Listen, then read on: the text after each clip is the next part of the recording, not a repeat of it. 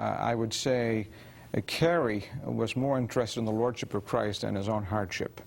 And I think that's a good tone for us to hear. We have a great amount written on significance and success and the whole issue of spirituality as it appeals to me. But the Lordship of Christ supersedes and overwhelms any hardship that is attached to obedience. I'd like to suggest that that comment is cross-cultural and cross-temporal. Another comment I'd like to make is the costs that are attached to obedience. That if the cause of Jesus Christ is important, then the costs are somewhat irrelevant. And the cost will have effects on every area of life, effects on marriage, effects on vocation, effects on personal desires. So those may be some spiritual lessons that we can learn from Carey as well.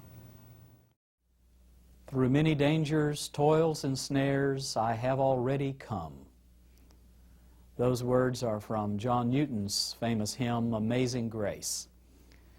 Carey actually knew John Newton in England before he had left for India. He visited him on one occasion, and Newton encouraged him to go forward with his mission only if he had the unshakable confidence that God was leading him all the way. And we can see already in the film that without that kind of belief in the sovereignty and the goodness of God, Carey would not have been able to survive those many years in India. After the death of his little son Peter, his wife Dorothy continued to deteriorate, and eventually she died prematurely in India. There was the continuing loneliness and discouragement and even depression as Carey found himself sometimes in the slough of despond. What sustained him in these difficult days? Well, there was, of course, the Scriptures. He himself was translating the Bible into the languages of India, Bengali, and the other tongues of the East.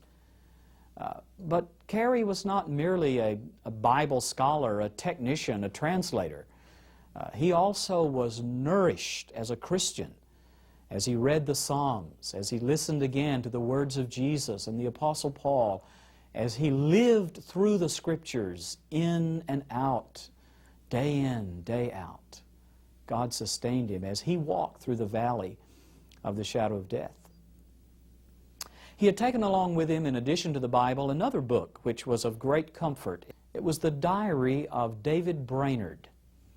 David Brainerd was a remarkable missionary in North America to the American Indians. And Jonathan Edwards edited his journal after his very early death at age 32. William Carey took a copy of this with him on the ship from England to India, and day after day he would read David Brainerd's journal and found great solace and comfort in the struggles of others, such as David Brainerd, who had gone before him in the family of faith. And of course, there was also prayer.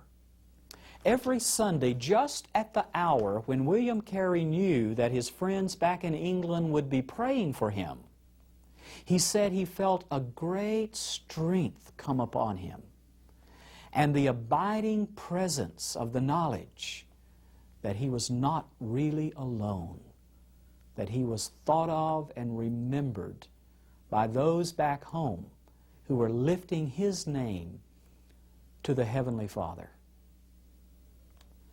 And through it all, William Carey continued to trust in God and to move forward with the vision that God had given him.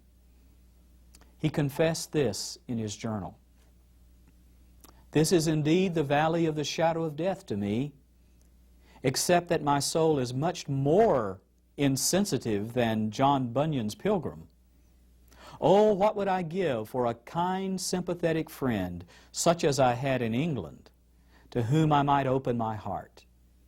But I rejoice that I am here, notwithstanding, and God is here, who not only can have compassion, but is able to save to the uttermost."